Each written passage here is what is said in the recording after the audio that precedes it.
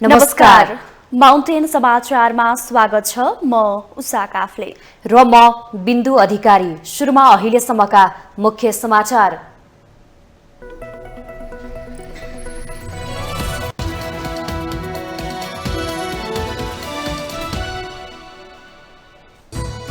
शरणार्थी प्रकरणका आरोपीलाई थप 3 दिन हिरासतमा राख्न अदालतको अनुमति। अनुसन्धान प्रतिवेदन लेखन अन्तिम चरणमा, मुद्दा दर्ता गर्न सरकारी वकिललाई समय कम। कांग्रेस सरह केन्द्रित भएको पूर्व राष्ट्रपति यादवको टिप्पणी। शरणार्थी प्रकरणमा मुछिएका नेता खाँडलाई पार्टीले तत्काल निलम्बन गर्नुपर्ने महामन्त्री थापाको भनाई।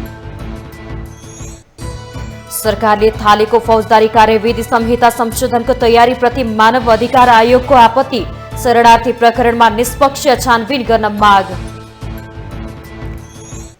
देशको परिस्थिति चिन्ताजनक रहेको एमाले अध्यक्ष ओलीको टिप्पणी।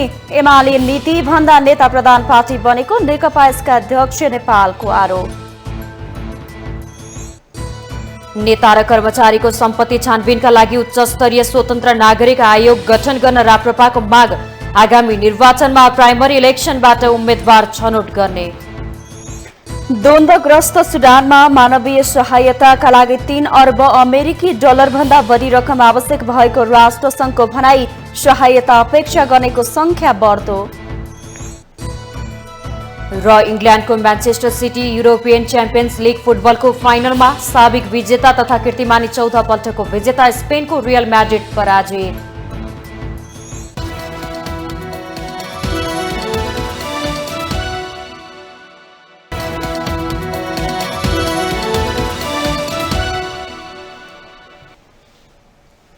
अब समाचार विस्तारमा। नेपालीलाई नक्कली भुटानी शरणार्थी बनाएर अमेरिका पठाउने प्रकरणमा मुछिएका 14 जनालाई थप 3 दिन हिरासतमा राख्न जिल्ला अदालत काठमाडौँले अनुमति दिएको छ। आरोपित मध्ये 13 जनाको बयान सकिएको छ। जिल्ला सरकारी वकिलको कार्यालयले बुधबार साँझसम्म अनुसन्धान प्रतिवेदन बुझाउन भने पनि प्रहरी प्रतिवेदन बुझाउन असफल भएको छ। एक रिपोर्ट। बुधबार अदालतले सो प्रकरणमा पक्राउ परेका पूर्व उपप्रधानमन्त्री टोपबहादुर रायमाझी र पूर्व गृहमन्त्री बालकृष्ण खाँडसहित सबै 14 जना विरुद्ध अनुसन्धानका लागि 3 दिन म्याद थप भएको जिल्ला प्रहरी परिसर काठमाडौँले जनाएको छ। भुटानी शरणार्थी प्रकरणको अनुसन्धान प्रतिवेदन बुधबार साँझसम्म बुझाउन जिल्ला सरकारी वकिलको कार्यालयले प्रहरीलाई निर्देशन दिएको थियो, तर अनुसन्धान बाँकी नै रहेको भन्दै प्रहरीले बुधबार थप 3 दिनको समय लिएको जिल्ला प्रहरी परिसर काठमाडौँका सूचना अधिकारी एसपी सीताराम रिजालले जानकारी दिनुभयो। 2079 चैत्र 12 मा प्रहरीले केशव दुलाल, पाँचथरका टङ्क गुरुङ र ललितपुर घर भएका सानु भण्डारीलाई पक्राउ गरेको थियो। यस्तै चैत्र 15 मा मोरङ घर भएका सागर राई पक्राउ परेका थिए। यो प्रकरणमा रायमाझी र खाँडसहित 14 जना जिल्ला प्रहरी परिसर काठमाडौँ महातका विभिन्न हिरासतमा रहेका छन्। प्रहरीले उनीहरू विरुद्ध संगठित अपराध र ठगी मुद्दामा अनुसन्धान गरिरहेको छ। संगठित अपराधमा 60 दिनभित्र अदालतमा मुद्दा दर्ता गर्नुपर्ने कानुनी प्रावधान छ। सुरुमा पक्राउ परेका आरोपीहरू 54 दिनदेखि हिरासतमा छन्। पछि पक्राउ परेकाहरूको पनि सुरुमा पक्राउ परेका आरोपीसँग म्याद मिलन हुन्छ। अनुसन्धान सुरु भएको 54औं दिनमा 14 जनालाई नै प्रहरीले अदालतमा उपस्थित गराएको थियो। भुटानी शरणार्थीको कोटामा नेपालीलाई अमेरिका पठाउँछु भनेर ठगेको आरोप लागेका नेपाली कांग्रेसका पूर्व सभासद आङटावा शेर्पाले सोमबार आत्मसमर्पण गरेका थिए। मंगलबार अदालतले उनलाई 2 दिन हिरासतमा राख्न अनुमति दिएको थियो। प्रहरीले आङटावा शेर्पाको बयान सकिसकेको छैन। अनुसन्धानमा संलग्न एकजना अधिकृतका अनुसार अनुसन्धान प्रतिवेदन अन्तिम अवस्था पुगेको र राय लेख्न बाँकी छ।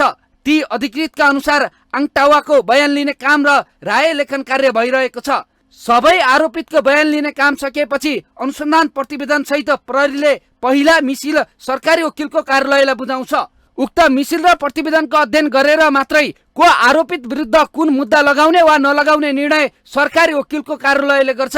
त्यसका लागि गर्नुपर्ने विश्लेषणका लागि आफूहरूसँग अब निकै कम समय हुने सरकारी वकिलहरूको भनाइ छ। यो मुद्दामा के भइरहेको छ भनेर आफूहरू जानकार भए पनि अनुसन्धानका क्रममा कसले के भन्यो, के प्रमाण प्रहरीसँग आइपुग्यो त्यसको विश्लेषण गर्न बाँकी नै रहेको सरकारी वकिलहरू बताउँछन्। कानुन तथ्य र प्रमाणको विश्लेषण गरेर दफाहरू उल्लेख गरी अभियोग लगाउनु पर्ने, अहिलेसम्मको अवस्था हेर्दा अरू कुन कुन मुद्दा आकर्षित हुन्छन् भनेर निर्क्योल गर्न नसकिएको प्रहरीको भनाइ छ। नक्कली भुटानी शरणार्थी प्रकरणमा ठगी र सङ्गठित अपराध बाहेक पनि कृत्य, सम्पत्ति शुद्धिकरण, भ्रष्टाचार लगायतका देशद्रोही सम्बन्धी मुद्दा पनि आकर्षित हुने भन्दै विज्ञहरूले आफ्नो धारणा राख्दै आएका छन्। यदि अनुसन्धानका क्रममा ती विषयहरू आकर्षित हुने देखिए आफूहरूले सम्बन्धित निकायलाई त्यसबारे पत्र लेखेर पठाउने प्रहरी परिसरले जनाएको छ। सरकारी वकिललाई प्रहरीको प्रतिवेदन अध्ययन र विश्लेषणका लागि जति कम समय दियो त्यति नै अभियोग पत्र कमजोर हुने आशंका पनि कतिपयले व्यक्त गर्ने गरेका छन्। आगामी सोमबारसम्ममा सरकारी वकिलको कार्यालयले मुद्दा अभियोजन गरेर अदालतमा अभियोग पत्र लैजानुपर्ने सरकारी वकिलको कार्यालय काठमाडौँले जनाएको छ। माउन्टेन टेलिभिजन एचडीका लागि सन्दीप शर्माको रिपोर्ट। पूर्व राष्ट्रपति डाक्टर रामवरण यादवले कंग्रेस शहर केन्द्रित भएको आरोप लगाउनु भएको छ। बुधबार काठमाडौँमा प्रजातान्त्रिक विचार समाजको 12औं राष्ट्रिय महाधिवेशनलाई सम्बोधन गर्दै उहाँले यस्तो बताउनु भएको हो। यादवले गिरिजा प्रसाद कोइराला रहुन्जेलसम्म गाउँ गाउँमा पुगेर पार्टीका कुराहरू बुझ्ने प्रचलन भए पनि अहिले बिस्तारै हराउँदै गएको टिप्पणी गर्नुभयो। कंग्रेसको केन्द्रीय समितिमा धेरै सदस्य रहे पनि सही सदुपयोग हुन नसकेको भन्दै उहाँले निर्वाचनका बेला आधा मात्रै केन्द्रीय सदस्यहरू जिल्लामा खटाएको भए नतिजा अर्कै हुने दावी गर्नुभयो। तपाईहरु यहाँ चाहिँ कि जसो 3 महिना 2 चोटि सदन भङ्ग भएर सर्वोच्च अदालतबाट पुनर्स्थापना भयो। त्यो गैर संवैधानिक काम भएको थियो। त्यो काम पनि लिएर तपाईले 3 महिना रुटसम्म जान सक्नु भएन, गाउँसम्म जान सक्नु भएन, क्षेत्रसम्म पनि जान सक्नु भएन। बालुवाटारमा बसेर तपाईको बाँडबखरा गरिरहनु भयो। कंग्रेस महामन्त्री गगन कुमार थापाले नक्कली भुटानी शरणार्थी प्रकरणमा मुछिएका जो कोहीलाई पनि कारवाही गर्नबाट पछि हट्न नहुने प्रश्न पार्नुभयो। शरणार्थी प्रकरणमा कंग्रेसबाट नाम जोडिएका नेता बालकृष्ण खाँडलाई पार्टीले तत्काल निलम्बन गर्नुपर्ने उहाँको माग थियो। महामन्त्री थापाले नक्कली भुटानी शरणार्थी प्रकरण राष्ट्र विरुद्धको अपराध भएको जिकिर गर्दै कुनै पनि पदमा बसेको व्यक्ति अभियोग लागिसकेपछि निर्दोष साबित नभएसम्म स्वतः निलम्बनमा पनि जिकिर गर्नुभयो। पार्टीका नेताहरू भ्रष्टाचारी भए पनि पार्टी नै भ्रष्टाचारी हो भन्न नमिल्ने उहाँको भनाइ थियो। पार्टीमा आबद्ध भएको व्यक्ति भ्रष्टाचारी हुन सक्छ, पार्टी हुँदैन। नेपाली कांग्रेस पार्टी होइन। नेपाली कांग्रेस पार्टीभित्र आबद्ध भएको कोही मान्छे यदि कुनै अंग नेपाली कांग्रेस पार्टीभित्रकोमा दाग लाग्यो अथवा त्यहाँभित्र कुहियो भने त्यसलाई निकालेर फ्याँक्ने हो र बागेको कुरा अगाडि बढाउने हो। त्यो बेलामा त्यतिखेर चाहिँ मलाई मेरो प्रेम छ, मेरो सम्बन्ध छ भनेर हुँदैन। मेरो हकमा पनि त्यही, अर्काको हकमा पनि त्यही। पार्टी अनि न पार्टी रहन्छ, अनि न पार्टी चल्छ। त्यस्तै कंग्रेसका नेता डाक्टर शेखर कोइरालाले नक्कली भुटानी शरणार्थी प्रकरणमा पार्टीका नेताहरूको नाम जोडिँदा पार्टीको गरिमामा आँच आएको बताउनुभयो। भुटानी शरणार्थीको मुद्दा अन्तर्राष्ट्रिय विषय बनेकाले यसलाई ढाकछोप गर्न नहुनेमा उहाँको जोड थियो। त्यसै यो मुद्दा यति सजिलो गरी आइरहेको म देख्दिनँ। नेपालको प्रहरीहरूलाई जुन ताकत पाइरहेका छन् त्यसै आइरहेको छैन भन्ने कुरा पनि हामी बुझौँ। कुनै पनि बहानामा कसैलाई पनि कुनै किसिमको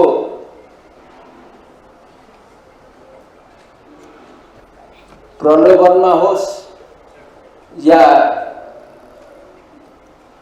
गलत काम गरेको छ भने त्यसलाई दण्ड हुनै पर्छ भन्नेमा दुईमत छैन। नेता कोइरालाले मिश्रित निर्वाचन प्रणालीले कसैको बहुमत नआउने भएकाले निर्वाचन प्रणाली नै परिवर्तन गर्न जरुरी रहेको जिकिर गर्नुभयो।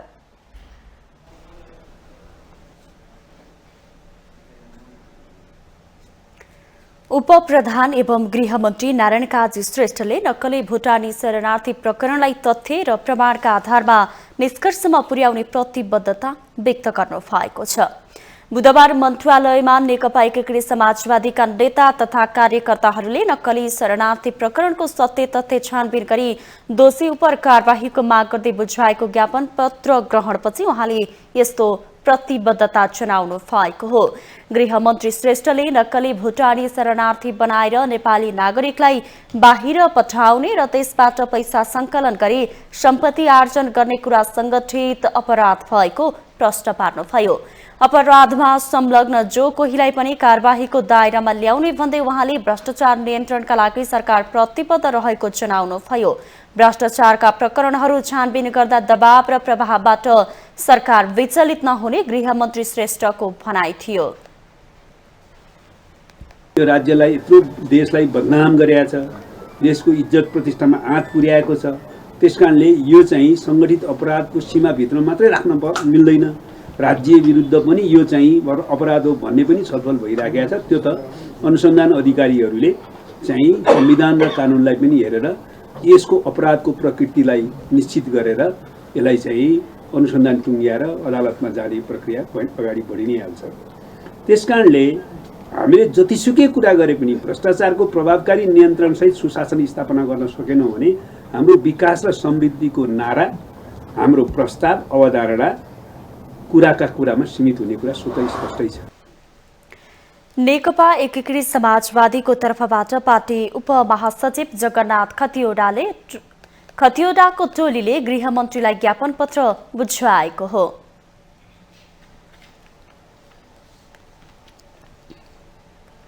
राष्ट्रिय मानव अधिकार आयोगले नागरिकको सेवामा खटिएका निकायहरूबाट नै राज्य शक्तिको दुरुपयोग गरी नक्कली शरणार्थी बनाई मानव बेचबिखन गर्नु लोकतन्त्रको लागि चिन्ताको विषय भएको बताएको छ।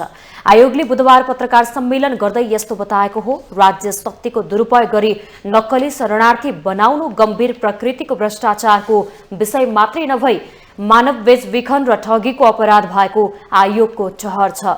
पत्रकार सम्मेलनमा आयोगका अध्यक्ष तप बहादुर मगरले भ्रष्टाचारका मुद्दामा शून्य सहनशीलताको नीति अवलम्बन गरी उच्च मनोबलका साथ निष्पक्ष अनुसन्धान मार्फत संलग्न व्यक्तिलाई कानूनी दायरामा ल्याउनु पर्ने बताउनुभयो।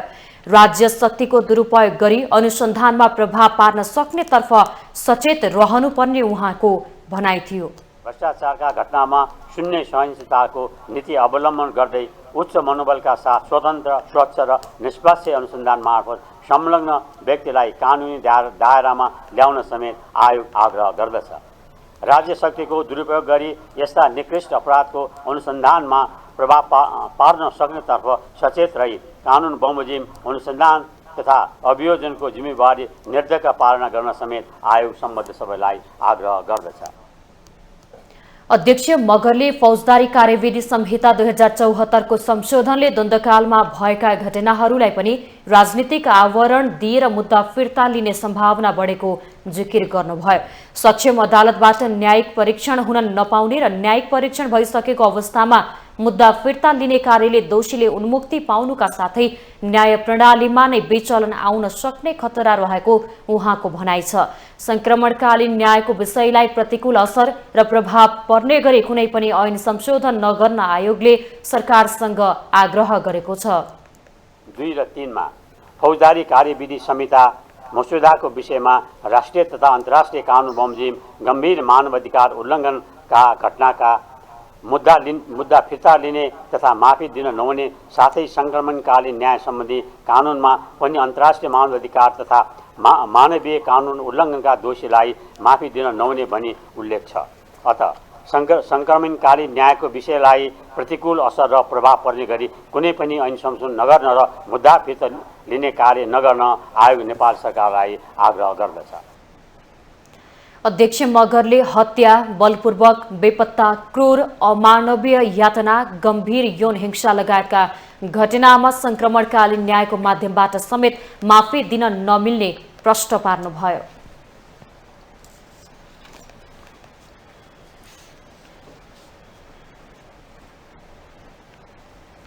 नेकपा एमालेका अध्यक्ष केपी शर्मा ओलीले देशको परिस्थिति चिन्ताजनक रहेको टिप्पणी गर्नुभएको छ। बुधबार काठमाडौँमा मदनाश्रित स्मृति दिवसलाई सम्बोधन गर्दै उहाँले देशको परिस्थिति चिन्ताजनक रहेको टिप्पणी गर्नुभएको हो।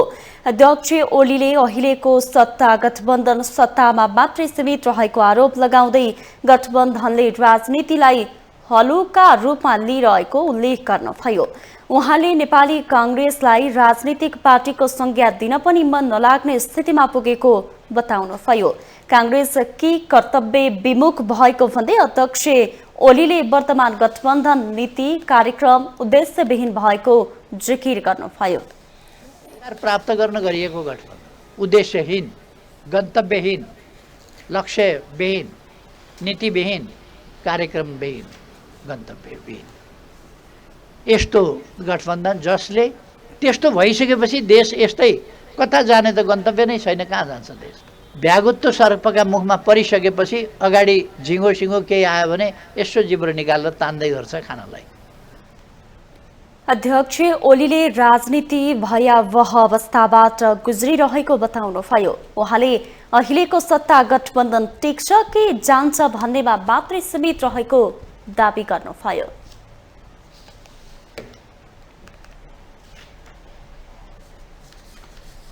नेकपा एकीकृत समाजवादीका अध्यक्ष एवं पूर्व प्रधानमन्त्री माधव कुमार नेपालले नेकपा एमाले अलोकतान्त्रिक बनेको जिकिर गर्नुभयो। बुधबार मदन आश्रित स्मृति दिवसलाई काठमाडौँमा सम्बोधन गर्दै उहाँले यस्तो बताउनु भएको हो। अध्यक्ष नेपालले पार्टीभित्रका अलोकतान्त्रिक चरित्रहरू हटाउन एमाले नेता तथा कार्यकर्ताहरूलाई सुझाव दिनुभयो। उहाँले एमाले भित्र नीतिभन्दा नेता प्रधान र व्यक्तिवाद हाबी भएको आरोप लगाउँदै जनताको बहुदलीय जनतावादबाट विचलित भएको टिप्पणी गर्नुभयो। पार्टीको यस्ता विचार र नेताहरू विरुद्धमा जुझ्न एमालेका नेताहरूले आवाज उठाउनु पर्ने अध्यक्ष नेपालको भनाइ थियो। सामूहिक नेतृत्वको सिद्धान्तको अवलम्बन गर्नुभन्दा एउटा व्यक्तिको आदेश सबैले पालन गर्नुपर्ने मान्यता बोकेको त्यो पार्टी जनताको बहुदलीय जनताको मान्यताबाट विचलित भइसकेको छ। मदन भण्डारीले अलि सानो भएको विचारमा विचलित भएको छ।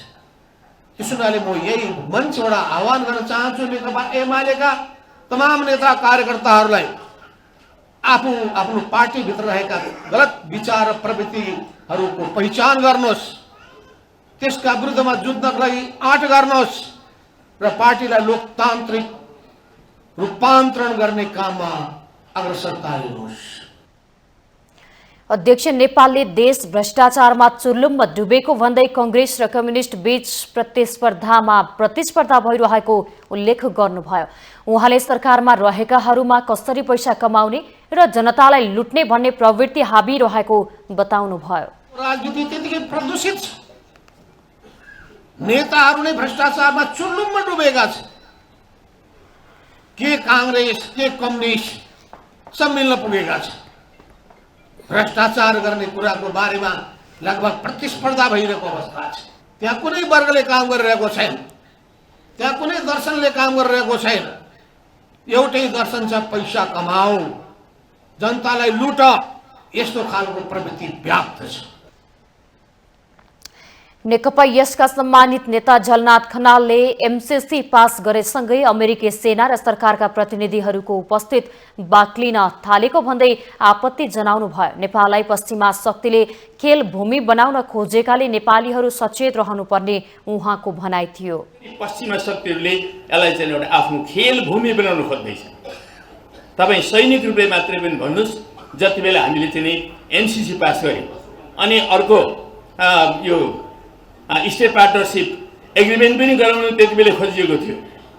त्यस पछाडि हेर्नुहोस् त अमेरिकी सेनाका र अमेरिकी नेताहरूका एकपछि अर्का झुन्डहरू नेपालमा आएकै छ। नेपाल किन यत्रो आकर्षित बन्यो अमेरिकाको लागि? योभन्दा अगाडिका दशकमा त थिएन त्यस्तो, अहिले किन भइरहेको छ? यो सम्पूर्ण नेपालीहरू बडो गम्भीरतापूर्वक सोच्नुपर्ने बुझ्नुपर्ने विषय बनेको छ। खनालले नक्कली भुटानी शरणार्थी प्रकरण लज्जास्पद र राष्ट्रघाती भएको टिप्पणी गर्दै यसको निष्पक्ष छानबिन भई जडसम्म पुग्नुपर्नेमा जोड दिनुभयो।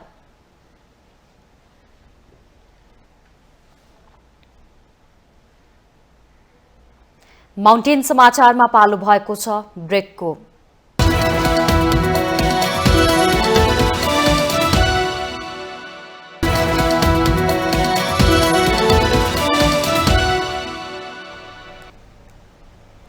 ब्रेकपछि स्वागत छ। अब बाँकी समाचार। राष्ट्रिय प्रजातन्त्र पार्टीले उच्च पदस्थ राजनीतिक व्यक्ति र कर्मचारीहरूको सम्पत्ति छानबिन गर्न उच्च स्तरीय स्वतन्त्र नागरिक आयोग गठन गर्न माग गरेको छ। जेठ 1 गतेदेखि 3 गतेसम्म काठमाडौँमा बसेको राप्रपाको केन्द्रीय समिति बैठकले 2046 पछिका उच्च पदस्थ राजनीतिक लाभका पदमा रहेका व्यक्ति र कर्मचारीहरूको सम्पत्ति छानबिन गर्न उच्च स्तरीय स्वतन्त्र नागरिक आयोग गठन गर्न सरकारसँग माग गरेको हो। नक्कली भुटानी शरणार्थी प्रकरणका दोषीलाई कारबाही गर्न पनि राप्रपाले माग गरेको छ। बैठकको निर्णय जानकारी गराउँदै राप्रपाका अध्यक्ष राजेन्द्र प्रसाद तिङदेनले क्यान्टनमेन्ट घोटाला, ललिता निवास जग्गा काण्ड, एनसेल प्रकरण, व्हाइट बडी काण्ड लगायत विभिन्न कालखण्डमा भएका भ्रष्टाचार काण्डहरूको पनि फाइल खोल्न माग गरिएको जानकारी दिनुभयो। क्यान्टनमेन्ट घोटाला, ललिता निवास जग्गा काण्ड, एनसेल प्रकरण, व्हाइट बडी काण्ड लगायत सम्पूर्ण भनेको विभिन्न कालखण्डमा भएका सबै ठुला भ्रष्टाचार काण्डहरूको फाइल खोलिनु पर्दछ र तत्काल छानबिन प्रारम्भ हुनुपर्दछ भन्ने माग गरेका छौँ। 46 साल पछिका उच्च पदस्थ राजनीतिक लाभका पदमा रहेका राजनीतिक व्यक्ति तथा कर्मचारीहरूको सम्पत्ति छानबिन गर्न उच्च स्तरीय स्वतन्त्र नागरिक आयोग गठन गर्न पनि सरकारसँग हामीले माग गरेका छौँ। उहाँले राप्रपाको संगठन संरचनामा स्थानीय तहदेखि केन्द्रको माथिल्लो तहसम्म 40 वर्ष मुनिका युवाहरूको सहभागितालाई सुनिश्चित गर्ने र सबै कमिटीहरूमा कम्तीमा 33% महिलाको सुनिश्चितता गर्ने निर्णय भएको पनि जानकारी दिनुभयो। राप्रपाले सरकारी कर्मचारीहरूको संगठन नबनाउने, विद्यार्थी संगठनलाई शैक्षिक मुद्दामा मात्र केन्द्रित संगठन बनाउने र आगामी निर्वाचनमा उम्मेदवारको छनौट प्रक्रियामा प्राइमरी इलेक्सनबाट छनौट भएर आउने व्यवस्था गर्ने निर्णय पनि गरेको छ।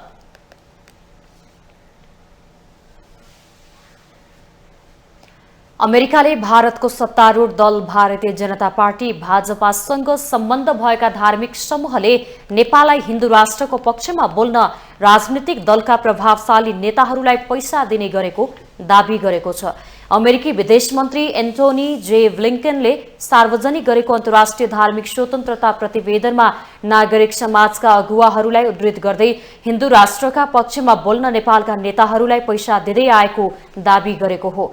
नागरिक समाजका अगुवाहरूले उनीहरूले दक्षिणपन्थी भन्ने गरेको भारतको भाजपा सम्बद्ध धार्मिक समूहहरूले सबै राजनीतिक दलका प्रभावशाली नेताहरूलाई हिन्दू राष्ट्रका समर्थनमा बोल्न निरन्तर रूपमा रकम उपलब्ध गराउने गरेको प्रतिवेदनमा दाबी गरिएको छ। उक्त अमेरिकी प्रतिवेदनको 13 पृष्ठमा नेपालको धार्मिक अवस्थाका बारेमा चर्चा गरिएको छ। भारतका हिन्दू समूहहरूले नेपालका राजनीतिज्ञलाई विशेष गरी राप्रपालाई हिन्दू राज्य पुनः स्थापित गर्न निरन्तर दबाब दिइरहेको प्रतिवेदनमा भनिएको छ। विभिन्न अनुसन्धान र समाचारमा आधारित भएर प्रतिवेदन तयार गरिएको अमेरिकाको दाबी छ। अमेरिकाले 1998 मा पारित गरेको कानून अनुसार अमेरिकी विदेश मन्त्रालयले अन्तर्राष्ट्रिय धार्मिक स्वतन्त्रता सम्बन्धी प्रतिवेदन तयार पार्छ। प्रतिवेदनमा नेपालको विभिन्न धर्मको अभ्यास गर्ने जनसङ्ख्या, विभिन्न धर्मप्रति सरकारले गर्ने व्यवहार र कानूनी अवस्थाबारे चर्चा गरिएको छ। त्यसैगरी धार्मिक स्वतन्त्रताप्रति सामाजिक सम्मानको अवस्था र अमेरिकी सरकारको भूमिकाको विषयमा विस्तृत चर्चा गरिएको छ। प्रतिवेदनमा नेपालमा तिब्बती बौद्ध धर्मावलम्बी नेताहरूले धार्मिक गतिविधि गर्न पछिल्लो वर्ष सहज भए पनि क्रिस्चियनलाई कठिनाई बन्दै गएको जनाएको छ। प्रतिवेदनमा नेपालमा धार्मिक स्वतन्त्रताको अवस्थाको बारेमा चर्चा गर्दा तिब्बती बौद्धहरूले गैर राजनीतिक कार्यक्रम गर्न खुकुलो भएको तर क्रिस्चियनहरूमाथि जबरजस्ती धर्म रूपान्तरणको नाममा कानूनको अत्याधिक प्रयोग गर्ने गरिएको उल्लेख छ।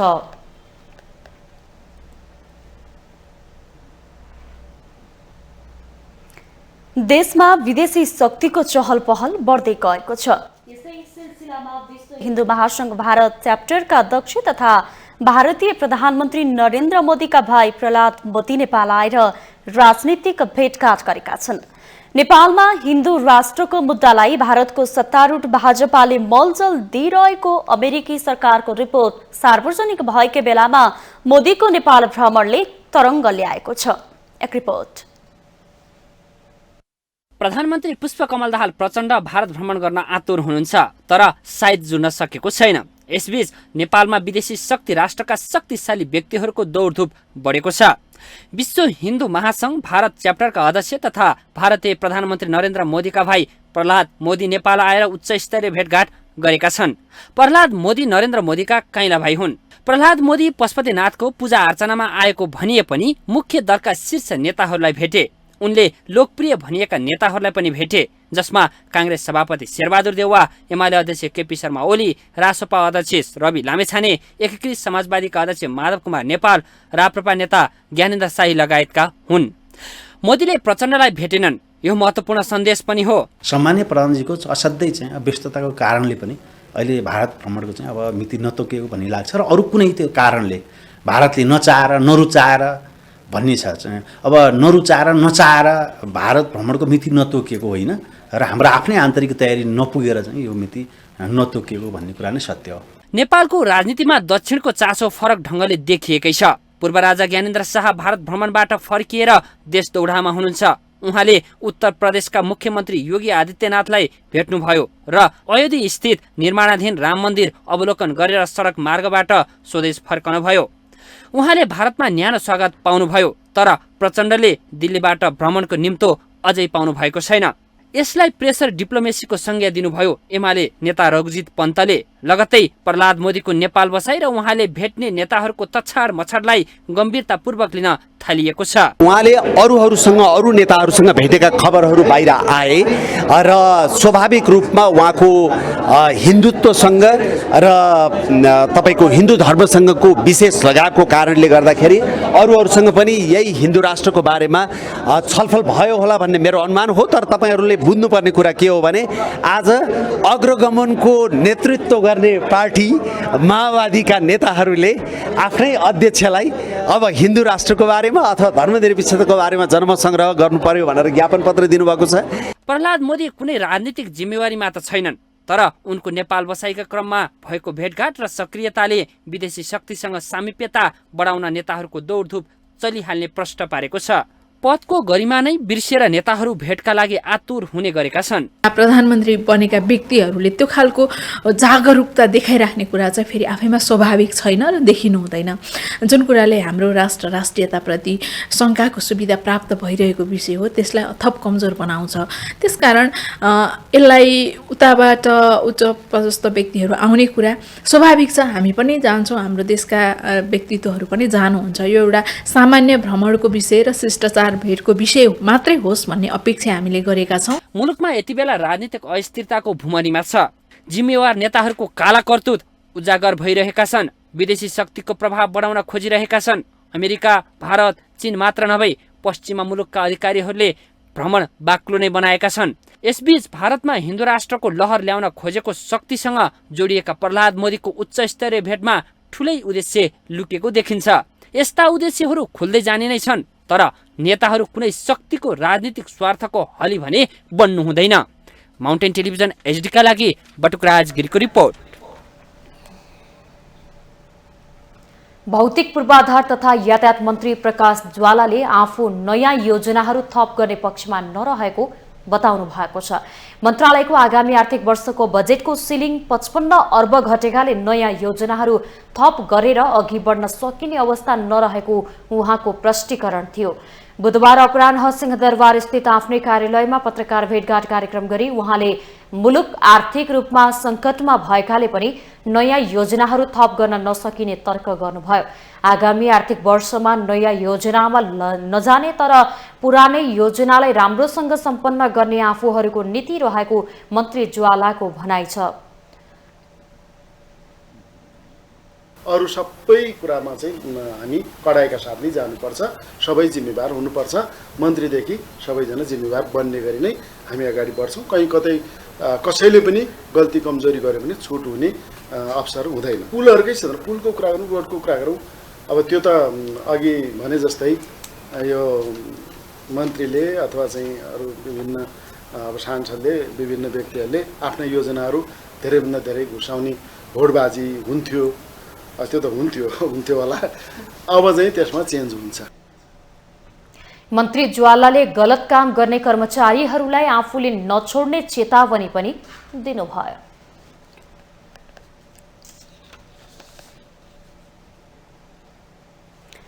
टिकापुर घटनामा जन्म कैदको सजाय काटिरहेका रेशम चौधरीले सर्वोच्च अदालतको फैसला स्वीकार गर्नुको विकल्प नभएको बताएका छन्। मंगलबार सर्वोच्चले मंगलबार मात्र रेशमलाई जन्म कैद गर्ने उच्च अदालत दिपायलको फैसला सदर गरेको थियो। यसबारे आफ्नो धारणा सार्वजनिक गर्दै रेशमले फैसला आफ्ना लागि न्यायिक नभए पनि स्वीकार गर्नुको विकल्प नभएको बताएका हुन्। टिकापुर घटनालाई लक्षित बनाएर गरेको फैसला स्वीकार्दै पुनरावलोकनको बाटो आफ्नो लागि खुल्ला रहेको उहाँको भनाइ छ। न्यायालयप्रति आफ्नो भरोसा रहेको भन्दै फैसलालाई लिएर अनगल प्रचार नगर्न चौधरीले आग्रह गरेका छन्। दिल्ली बजार कारागारमा धैर्य र सहनशीलताका साथ कैद भुक्तान गरिरहेको भन्दै उनले आफू स्वस्थ र रत्तिभर विचलित नभएको एक अपिल मार्फत जनाएका छन्।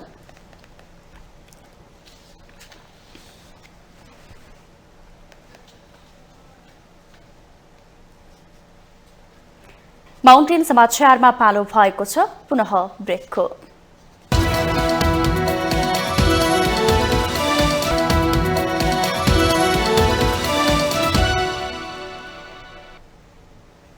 ब्रेकपछि स्वागत छ। अब बाँकी समाचार। कीर्तिमानी आरोही कामेरिता शेर्पाले आफ्नै रेकर्ड तोड्दै 27औं पटक सगरमाथा आरोहण गर्नुभएको छ। कामेरिताले बुधबार बिहान 8:30 बजे सगरमाथाको 27औं पटक सफल आरोहण गरेको 7 समिट ट्रेक्सले जनाएको छ। विक्रमसम्म 2026 सालमा सोलुखुम्बुको थामेमा जन्मिनुभएका कामेरिताले यसअघि 2079 वैशाख 24 गते सगरमाथाको 26औं पटक आरोहण गर्नुभएको थियो। 2 दशकभन्दा लामो समय विश्वका अग्ला हिमशिखर चढ्न खर्चिनु भएका कामेरिताको आरोहण यात्रा भने सन् 1992 बाट सुरु भएको थियो। उहाँले सगरमाथा सँगै विश्वकै दोस्रो अग्लो हिमाल K2, चोयो, लोत्से र मकालु लगायतका हिमाल आरोहण पनि गर्नु भएको छ। कामेरिताले सन् 2009, 2010, 2013 र 19 मा एकै याममा 2 पटक सगरमाथा आरोहण गर्नुभएको थियो। उहाँपछि विश्वमै सर्वाधिक सगरमाथा आरोहण गर्ने दोस्रो स्थानमा कामेरिताकै जिल्लावासी पादावा शेर्पा हुनुहुन्छ। पादावा पनि 26 पटक सगरमाथाको चुचुरोमा पुगिसक्नु भएको छ। उहाँले केही दिन अघि मात्र कामेरिताको कीर्तिमानीसँग बराबरी गर्नुभएको थियो।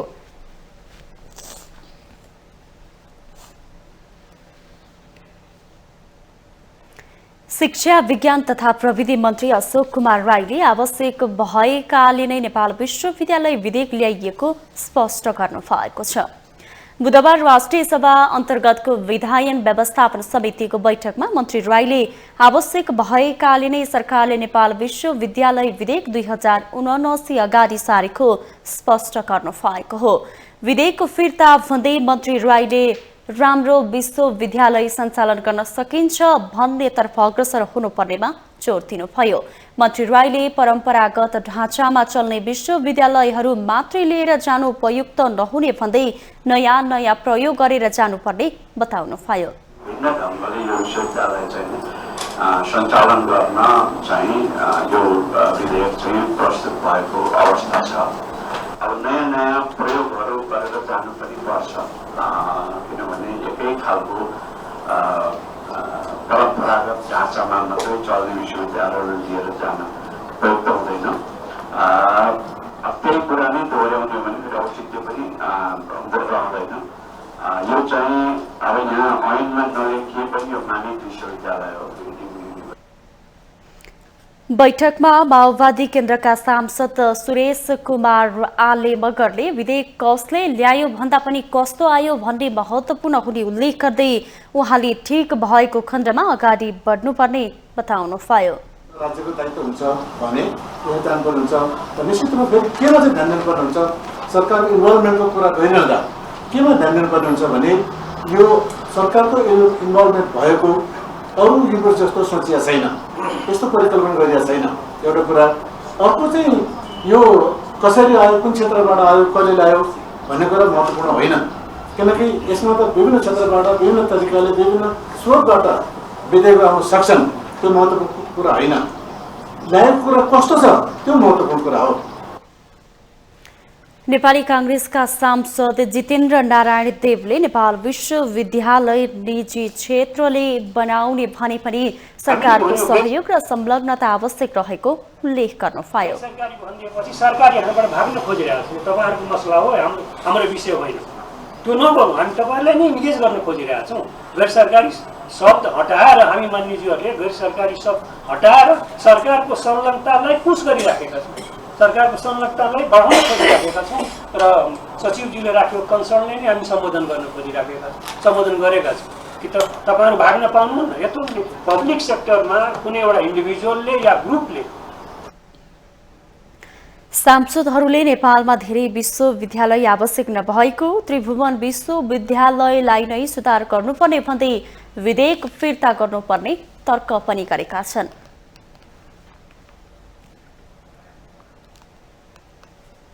संचार तथा सूचना प्रविधि मन्त्री रेखा शर्माले दूरसञ्चार सेवा प्रदायक संस्थाहरूलाई स्वच्छ प्रतिस्पर्धाका साथ काम गर्न निर्देशन दिनुभएको छ।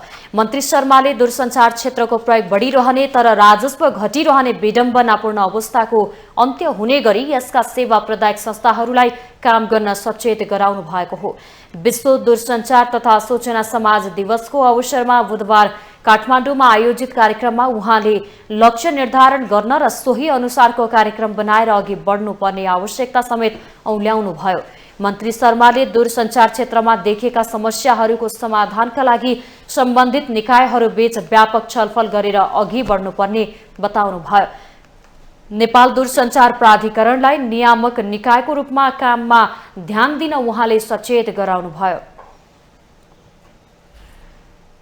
लक्ष्यमा पुग्नको निम्ति आवश्यक काम, आवश्यक क्रियाकलाप, आवश्यक नीति कानुन कसरी बनाउने भन्ने विषय पनि विशेष ध्यान दियौँ र यसमा म नियामक निकायको हिसाबले दूरसञ्चार प्राधिकरणसँग पनि आग्रह गर्न चाहन्छु, त्यो लक्ष्यमा पुग्नको निम्ति यहाँले नियमित फलोअप गरिदिनुहोस्। त्यो नियमित फलोअप गर्दाखेरिमा हाम्रा सबै जति पनि नियामक निकायहरू हुनुहुन्छ उहाँहरूका बिचमा स्वच्छ प्रतिस्पर्धाको वातावरण बनाऊ, कसैलाई काखा र पाखाको दृष्टिकोण नहेरौँ, स्वच्छ प्रतिस्पर्धा गरेर अगाडि बढ्ने वातावरणमा हामीले हाम्रा सबै सेवा प्रदायक निकायहरूलाई अगाडि बढाउने कोसिस गरौँ। यसका निम्ति मन्त्रालय तयार छ।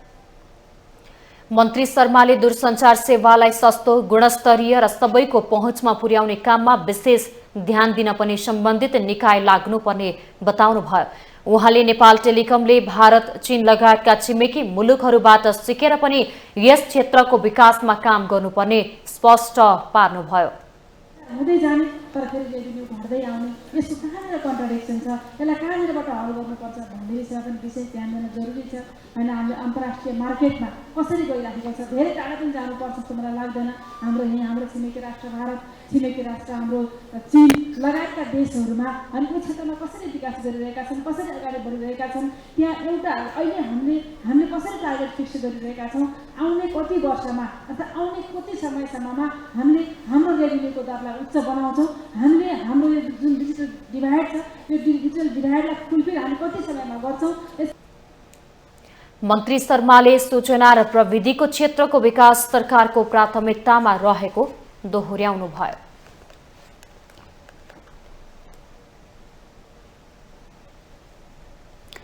महालेखा परीक्षक टङ्कमणि शर्माले भ्रष्टाचार नियन्त्रणका लागि राज्यका सबै निकायहरू जिम्मेवार हुनुपर्ने बताउनु भएको छ।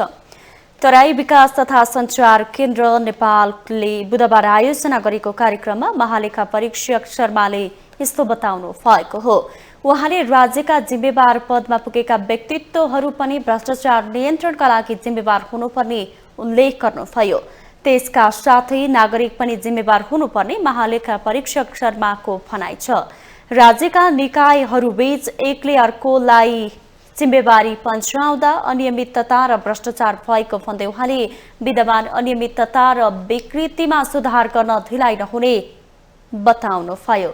भने पनि अहिले जुन हामी स्ट्राटेजी अपनाइरहेका छौँ। एउटा चाहिँ अख्तियार दुरुपयोग अनुसन्धान आयोगले अथवा सतर्कता केन्द्रले अथवा कुनै चाहिँ एउटा कार्यालयले करप्सन कन्ट्रोल गर्ने अरू सबै चाहिँ गर्नको लागि चाहिँ स्थापना भएका हुन् त। सबै अफिसहरू सबै निकायहरू गर्नको लागि स्थापना भएका हुन् त।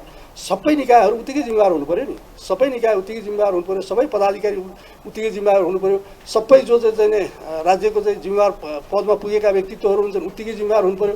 अझ भन्दै जाँदाखेरि नागरिक पनि उत्तिकै जिम्मेवार हुनु पऱ्यो।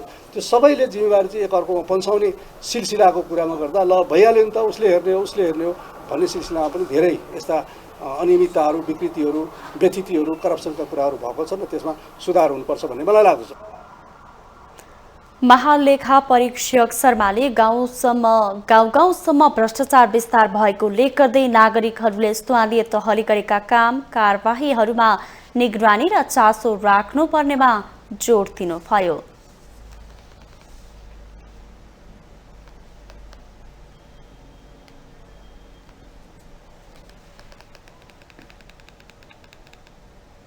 सुदूरपश्चिम प्रदेशबाट प्रतिनिधि सभामा प्रतिनिधित्व गर्ने सांसदहरूले आगामी बजेटमा पर्यटन र कृषिको क्षेत्रलाई प्राथमिकतामा राख्न प्रदेश सरकारलाई सुझाव दिएका छन्। प्रतिनिधि सभाका सांसदहरूसँग आगामी आर्थिक वर्षको बजेटका विषयमा सुझाव लिन प्रदेश सरकारले काठमाडौँमा आयोजना गरेको कार्यक्रममा उनीहरूले यस्तो सुझाव दिएका हुन्। सांसदहरूले संघीय सरकारले ठूला जलविद्युत र सडक निर्माणमा प्राथमिकता दिने भन्दै प्रदेश सरकारको प्रमुख प्राथमिकता पर्यटन पूर्वाधार र कृषि क्षेत्रको विकासमा जोड दिनुपर्ने बताए। सांसदहरूले प्रदेश सरकारले समग्र प्रदेशको प्रमुख आवश्यकता र स्रोत सुनिश्चित गरी आयोजनाको आधारमा बजेट ल्याउन सुझाव दिए। विगतमा स्रोत सुनिश्चित नभई बजेट ल्याउँदा बजेट कार्यान्वयन र लक्ष्य अनुसार राजस्व संकलन नहुँदा समस्या हुने सांसदहरूले स्मरण गराए। प्रदेश सरकारले चाहिँ यो कुरालाई विशेष ध्यान दिएर हाम्रा पर्यटकीय क्षेत्रहरूमा पूर्वाधार विकास गरेर टाढाभन्दा टाढाबाट जाने पर्यटकहरूलाई सहज आवागमन के हुन सक्छ भन्नेमा चाहिँ एउटा विशेष चाहिँ आफ्नो ध्यान दियो। जसले सुन्दर सुदूरपश्चिम भन्ने नारालाई पनि एउटा सार्थकता दिन्छ भन्ने ठान्छु मैले। अर्का विषयहरूलाई इम्पोज गर्दाखेरि विशेष ध्यान दिनु होला। विशेष गरेर मेरो मान्य अर्थमन्त्रीजीलाई आग्रह छ यो अन्तिम समयमा गर्नुहोला, अत्यन्त गोपनीय ढङ्गले गर्नुहोला र यसमा चाहिँ त इन्भल्भ हुने सबै मानिसहरूलाई त्यो ढङ्गले चाहिँ त राम्ररी हेरेर गर्नुहोला। किनभने यो यता कता विवादमा आइरहने विषय हो। विनियोजन विधेयकले केही समस्या पार्दैन, विनियोजनको मात्रै कुराले। जहाँसम्म करको चाहिँ त दर कायम गर्नुहुन्छ त्यसमा विशेष सतर्कता र सचेतना अपनाउन हुन म माननीय अर्थमन्त्रीजीलाई विशेष अनुरोध गर्न चाहन्छु। बजेटको मामलामा स्थानीय कि प्रदेश हुन सक्दैन, तर राजस्व हामीले वृद्धि कसरी गर्ने, राजस्वका वृद्धिका क्षेत्रहरू निर्धारण कसरी गर्ने, त्यसको पहिचान कसरी गर्ने भन्ने कुरालाई हामीले ध्यान दिएनौँ भने हामी भोलि आत्मनिर्भर हुन सक्छौँ। सधैँ केन्द्रले थिएन, सधैँ केन्द्रले ध्यान यस कुरामा पनि ध्यान दिनु पर्यो। अर्को कुरा पुँजी निर्माणलाई प्राथमिकता दिनु। पुँजी निर्माण कसरी गर्ने, पुँजी निर्माण भएपछि हामी सफल हुन सक्छौँ। र पुँजी निर्माण गर्नको लागि व्यवसायीकरण र औद्योगिकरण मुख्य विषय हो।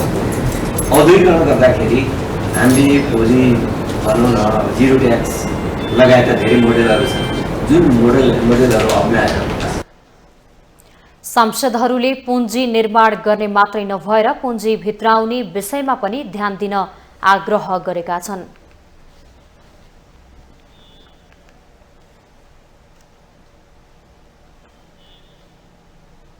हामीसँग आर्थिक, अन्तर्राष्ट्रिय र खेल समाचार बाँकी नै छन्। माउन्टेन समाचारमा पालो भएको छ ब्रेकको।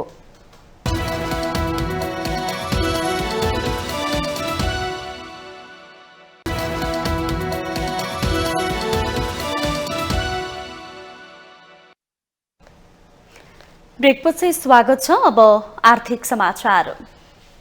आर्थिक समाचारको साथमा जगदम्बा सुपर साइन तथा ग्याल्बा प्लस जीवनभरको भरोसा। प्रस्तुत छ रिद्धि सिद्धि सिमेन्ट गुणस्तरको नयाँ स्तर।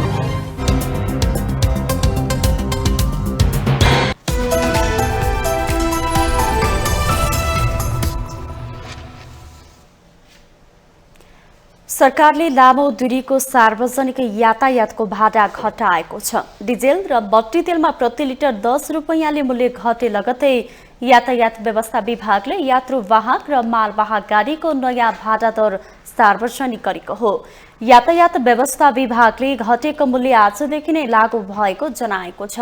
विभागका अनुसार यात्रुवाहक सवारी साधनमा 3.20%ले, पहाडी बाटोमा सञ्चालन हुने मालवाहक गाडीमा 4.19% र तराईको बाटोमा सञ्चालन हुने मालवाहक गाडीमा 4.65% भाडा घटेको छ। अन्तर प्रदेशको भाडा केन्द्र सरकारबाट र अन्तरपालिकाको भाडा प्रदेश सरकारबाट निर्धारण हुन्छ। यसअघि नेपाल आयल निगमले डिजेल र मट्टीतेलको मूल्य प्रति लिटर 10 रुपैयाँ घटाएको हो। इन्डियन आयल कर्पोरेसन आईओसीबाट पेट्रोलियम पदार्थको खरिद मूल्य घटेर आएपछि निगमले डिजेल र मट्टीतेलको मूल्य घटाएको हो। डिजेल र मट्टीतेलको मूल्यमा मंगलबार राति 12 बजेदेखि लागू हुने गरी प्रति लिटर 10 रुपैयाँ घटाएको छ। पेट्रोल, हवाई इन्धन र खाना पकाउने ग्यासको मूल्य पनि यथावत छ। मूल्य घटेसँगै डिजेल र मट्टीतेलको खुद्रा बिक्री मूल्य प्रति लिटर 155 रुपैयाँ कायम भएको छ। यसअघि डिजेल र मट्टीतेलको खुद्रा बिक्री मूल्य प्रति लिटर 165 रुपैयाँ रहेको थियो।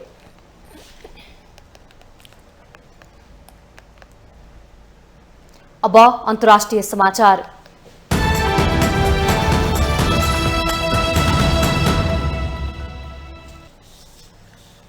द्वन्द्वग्रस्त सुडानमा मानवीय सहायताका कार्यक्रम सञ्चालन गर्न 3 अर्ब अमेरिकी डलर भन्दा बढी रकम आवश्यक भएको संयुक्त राष्ट्र संघले जनाएको छ। युद्धका कारण पलायन भएका झण्डै 10 लाख शरणार्थीको भरण पोषणका निम्ति पनि अतिरिक्त रकम आवश्यक भएको भन्दै उक्त विश्व संस्थाले तत्काल सहायता उपलब्ध गराउन 3 अर्ब 30 करोड डलर चाहिएको जनाएको हो। गत अप्रिल 15 मा सुडानमा रक्तपातपूर्ण द्वन्द्व सुरु भएपछि सहायताको अपेक्षा गर्नेको संख्या वात्तै बढेको जनाउँदै राष्ट्र संघले आफ्नो सुडान सहायता योजनामा परिमार्जन गरिएको बताएको छ। जेनेभा स्थित राष्ट्र संघीय मानवीय सहायता निकायका प्रमुख रमेश राजा सिंघमले सुडानमा 2 करोड 50 लाख जनसंख्यालाई मानवीय सहायता र संरक्षणको आवश्यकता भएको पत्रकारहरूलाई बताएका छन्। सेना प्रमुख अब्देल फताह अल बुरहान र उनका पूर्व सहयोगी मोहम्मद हमदान डग्लोले नेतृत्व गरेको अर्धसैनिक र्यापिड सपोर्ट फोर्स आरएसएफ बीच युद्ध चर्केपछि सुडानमा गम्भीर मानवीय संकट भएको हो। चिकित्सकहरूका अनुसार करिब 1000 मानिसले ज्यान गुमाएका छन् भने 5000 भन्दा बढी घाइते भएका छन्। राजधानी खार्तुम र आसपासका क्षेत्रका साथै पश्चिम डार्फरमा अधिक हताहती भएको हो।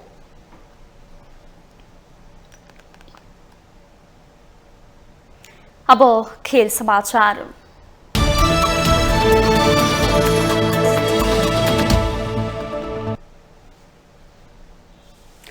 English club Manchester city UEFA champions league फुटबलको फाइनलमा पुगेको छ। साबिक विजेता तथा कीर्तिमानी 14 पल्टको च्याम्पियन स्पेनिश क्लब रियल मैड्रिडमाथि शानदार जित निकाल्दै मैनचेस्टर सिटी च्याम्पियन्स लीग फुटबलको फाइनलमा पुगेको हो। सेमिफाइनलको दोस्रो लेगमा 4-0 को तथा समग्रमा 5-1 को जित निकाल्दै सिटीले फाइनल यात्रा तय गरेको हो।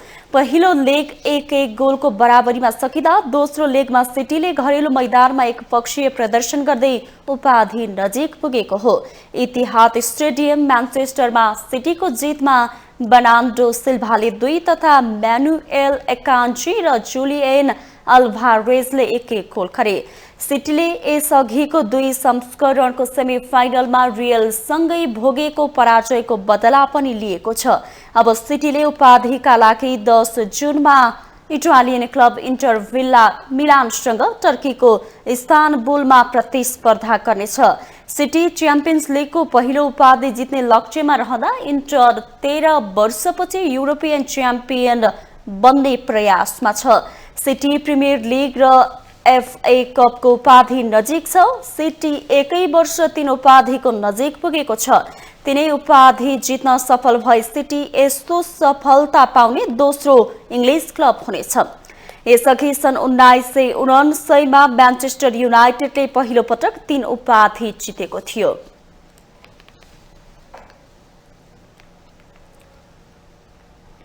इन्डियन प्रिमियर लिग आइपिएलमा दिल्ली क्यापिटल्सले पञ्जाब किङ्सलाई 15 रनले पराजित गरेको छ। यसअघि नै प्लेअफ होडबाट बाहिरिसकेको दिल्लीको यो 5औं जित हो। हारपछि पञ्जाबको प्लेअफ सम्भावना भने कठिन बनेको छ। पञ्जाबको घरेलु मैदान धर्मशालामा भएको खेलमा दिल्लीले दिएको 214 रनको लक्ष्य पछ्याएको पञ्जाब निर्धारित 20 ओभरमा 8 विकेट गुमाएर 198 रनमा सीमित रह्यो। पञ्जाबका लियम लिभिङस्टोनले 48 बलमा 5 चौका र 9 छक्कासँगै 94 रन बनाए पनि जितका लागि पर्याप्त भएन। पञ्जाबका अथर्व टाइडेले रिटायर्ड आउट हुनु अघि 42 बलमा 55 रन बनाए। दिल्लीका यशान्त शर्मा र एन्ड्रिक नोर्टजेले 2-2 तथा खलिल अहाद र अक्षर पटेलले 1-1 विकेट लिए। त्यसअघि टस हारेर पहिले ब्याटिङ गरेको दिल्लीले राईले रुसोको आक्रामक ब्याटिङमा 2 विकेट गुमाएर 213 रन बनाउँदा रुसोले अभिजित 82 रन बनाए। उनले 37 बलमा 6 चौका र 6 छक्का प्रहार गरे। यस्तै पृथ्वी शाहले 54 र कप्तान डेभिड वार्नरले 46 रन जोडे। पञ्जाबका साम करनले 2 विकेट लिए। 13 खेलबाट 12 अङ्क सहित पञ्जाब 8औं स्थानमा छ। पञ्जाब सहित 4 टिमको समान 12 अङ्क भए पनि नेट रन रेटमा पञ्जाब सबैभन्दा कमजोर छ।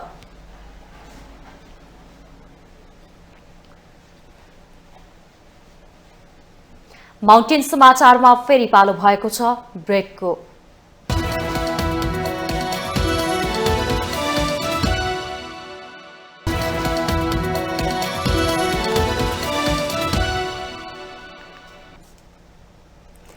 ब्रेकपछि स्वागत छ। यससँगै हामी माउन्टेन समाचारको अन्त्यमा आइसकेका छौं। जाँदा जाँदै अहिलेसम्मका मुख्य समाचार पुनः एकपटक।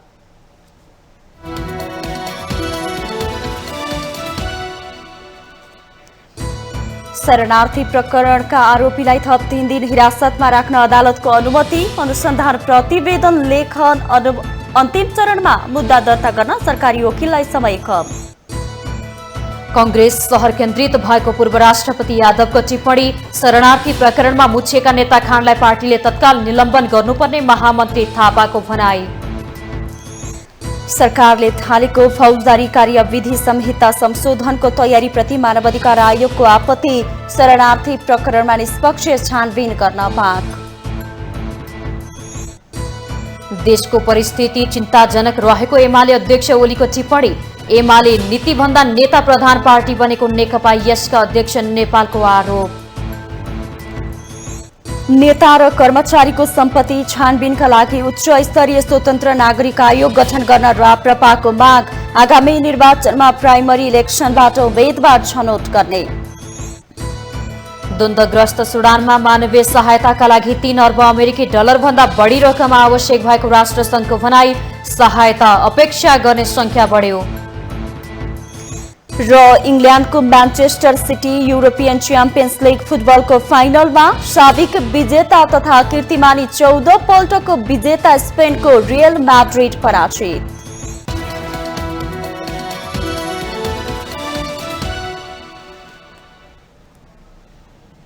माउन्टेन समाचार अहिलेलाई सकियो। सत्य, तथ्य र निष्पक्ष समाचारका लागि माउन्टेन टेलिभिजन HD हेर्दै रहनुहोला। नमस्कार।